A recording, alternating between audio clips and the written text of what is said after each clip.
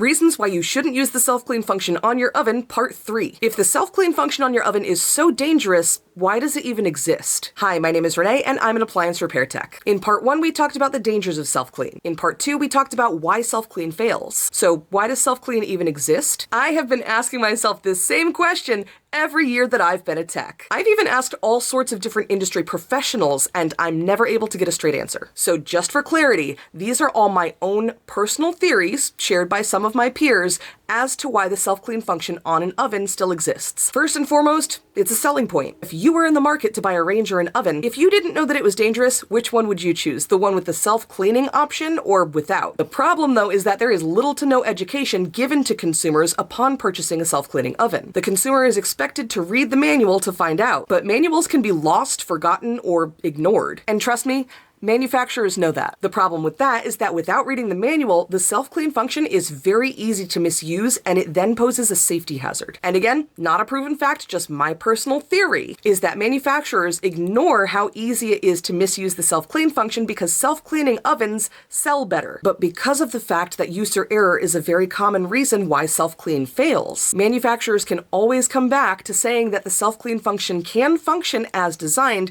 assuming it is used correctly. In a perfect world, assuming everyone's read the manual with absolutely zero room for human error, but yeah, when used correctly. Since most manufacturers don't seem to be doing very much about it, in part 4 we'll talk about a safer alternative to self-clean.